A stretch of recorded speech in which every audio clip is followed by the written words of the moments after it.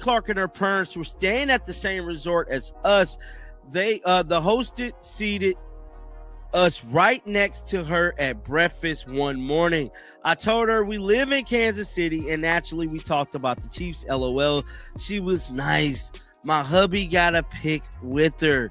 Wow, bruh. While the league has been consumed by contract negotiations and off-season drama, Caitlin Clark has been doing something radical. She's been living her life. And a chance encounter at a Bahamas resort just gave us the most authentic glimpse we've seen of her all season.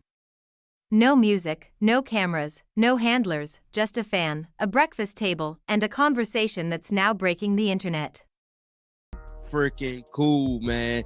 The Caitlin Clark, for all this notion that Caitlin Clark don't like fans or have an issue with black people, it's all cap, bruh. I can't even stunt. Caitlin Clark got a lot of black fans.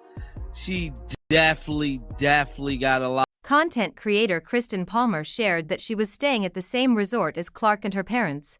The host seated them right next to each other at breakfast. What makes the interaction fascinating is that Palmer is from Kansas City, so naturally they talked about the Chiefs, not basketball, not the WNBA, but football, because that's what normal people do when they meet at breakfast on vacation. They talk about whatever's happening in their lives. But the photo Palmer's husband took with Clark is what really tells the story. Clark's body language, her genuine smile, her relaxed posture. This isn't media training, it's someone who genuinely enjoys connecting with people when there's no agenda attached. Kind of pissed off a lot of Angel Reese fans. We just got to be honest. People poured in their love and their support for Caitlin Clark, early on. And there was a large debate that, black people wasn't black enough. Even from me, I received a lot of hate from it.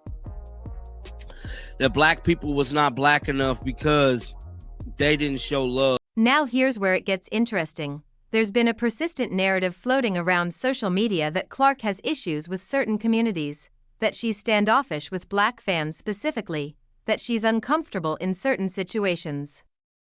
Moments like this Bahamas encounter completely dismantle that narrative.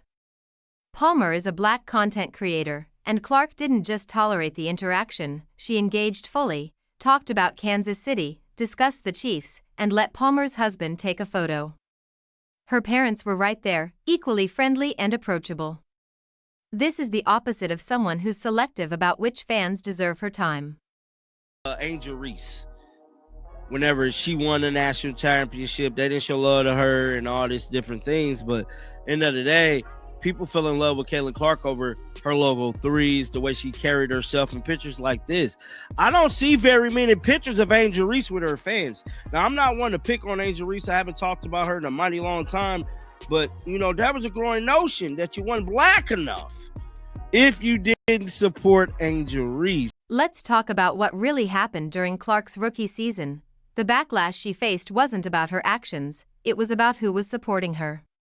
When Clark exploded onto the WNBA scene, she brought millions of new fans, and a significant portion of those fans were black.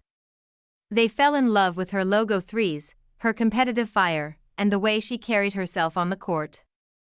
That support created tension, because in some circles there was an expectation that black fans should be rallying behind Angel Reese instead, that supporting Clark somehow meant you weren't black enough.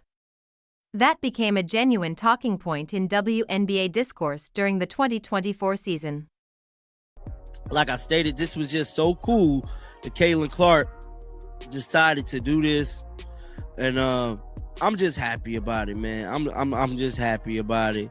Now we got a smidget of an update on CBA negotiations. So this is an article that came out early this morning. It says Breanna Stewart on endless CBA talks, just starting to see end of the tunnel. So Breanna Stewart is pretty much saying that we could be getting close to a deal on this CBA negotiation, man, and I'm gonna be so happy when we do.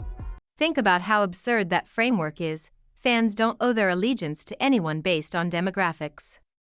They support players they connect with, players whose game they enjoy watching, players whose personality resonates with them. Clark earned her fan base by being exceptional on the court and authentic in how she presented herself. The Ree versus Clark debate became racialized in ways that had nothing to do with either player's actual behavior. Ree won the national championship with LSU in April 2023, and there were absolutely black fans celebrating that moment. But when Clark's popularity exploded during her senior season at Iowa, suddenly the conversation shifted. Why aren't you supporting Ree? Why are you so invested in Clark? What does your preference say about your identity? That's an exhausting way to watch sports, and it's completely disconnected from how fandom actually works. The vice president in the WNBA Players Union, which has been pushing for a bigger share of revenue, Stewart told reporters earlier this month that while the WNBA players have the ability to strike in our back pocket, no strike was present. In a recent interview with Front Office Sports, Stewart told her wife that my brain is hurting from the range and the complicity of the talks. Unfortunately, I wasn't an economic major or anything like that. Here's what the Bahamas moment reveals. When you strip away the media circus, the social media discourse, and the manufactured controversies, Clark is simply someone who treats people well. She didn't have to pause her vacation to talk with Palmer. She didn't have to engage in a genuine conversation about Kansas City and the Chiefs. She didn't have to let Palmer's husband take a photo. She chose to do those things because that's apparently who she is when the cameras aren't rolling. Compare that to what we see from some other stars in the league. How many candid interactions do we see posted from Angel Ree? How many stories about chance encounters at restaurants or resorts where she took the time to connect with someone? They're rare, not because Ree is a bad person, but because her public persona is more curated, more controlled, and more focused on specific brand partnerships and media appearances. Best deal possible, and we want to negotiate in good faith that the league we're hoping for some positive kind of change or reinforcement here. Now, these are some of the proposals that has been presented.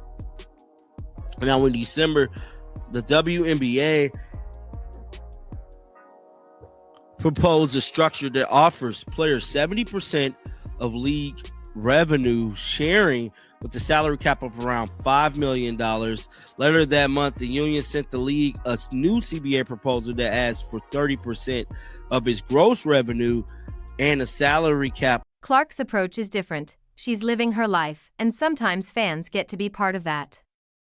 It's authentic in a way that's increasingly rare in professional sports, and it's exactly why her fan base is so loyal. They don't feel like they're being marketed to, they feel like they're watching someone who genuinely loves the game and appreciates the people who support her. Now, let's shift to what's happening with the league itself, because while Clark has been on vacation, the WNBA and the Players' Union have been locked in the most consequential negotiations in league history. According to Breanna Stewart, we might finally be approaching a resolution. I think it's more so the $10 million part that's probably holding up everything. Now, stated the WNBA has yet to offer a counter to the proposal, but ESPN reported that the league believes the union proposal will result in $700 million in losses over the course of the deal. The sides agreed to 2 extensions, which we already know, and the latest one was on January 9th. Now, last week in Berlin, NBA Commissioner Adam Silver said the league hopes to launch a women's league in Europe. Stewart told Front Office Sports in a recent interview that she's just starting to see the end of the tunnel for CBA negotiations. That's significant because Stewart isn't just a star player, she's a vice president in the WNBA Players Association. She's been in the room for these talks since the players opted out of their collective bargaining agreement on October 21, 2024, that's 15 months of negotiations.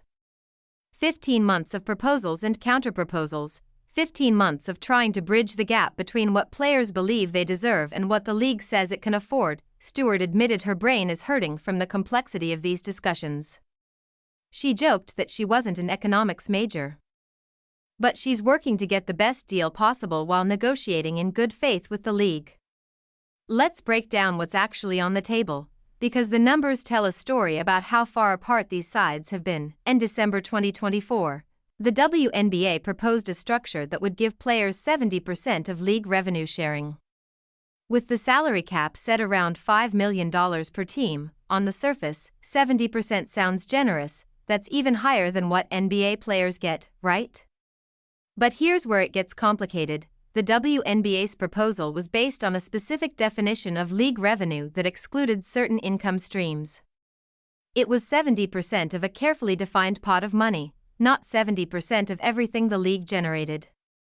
The players' union saw through that immediately. Later in December, the union sent back their own proposal.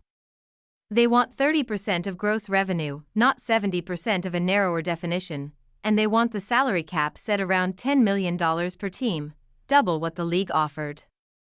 The league's response was swift and pointed. ESPN reported that the WNBA believes the union's proposal would result in $700 million in losses over the course of the deal. $700 million, that's not a small number. That's the kind of loss that threatens the viability of the entire enterprise. So, who's right? Are the players asking for too much, or is the league crying poverty while sitting on revenue streams they're not being transparent about? That's the central tension in these negotiations. The WNBA has historically reported losses, but there's been a persistent lack of full transparency around the team's and league's books. Players don't fully trust the numbers they're being shown, while the league doesn't believe the players understand the economic realities of running a professional sports organization. Both sides have agreed to 2 extensions of the negotiation deadline. The most recent was on January 9, 2025. That tells us something important. Neither side wants a work stoppage, neither side wants to blow up the 2025 season. They're genuinely trying to find common ground, even if the gap between their positions looks massive on paper. Stewart mentioned in her interview that while players have the ability to strike in our back pocket, no strike is imminent. That's carefully worded. She's not saying they won't strike, she's saying it's not imminent. There's a difference.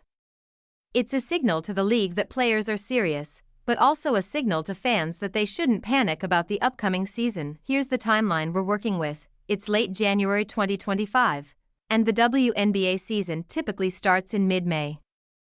That gives both sides roughly 3.5 months to finalize a deal, conduct the lottery draft, hold the expansion draft for the Golden State Valkyries, and navigate free agency. That's an incredibly compressed timeline if negotiations drag into February or March.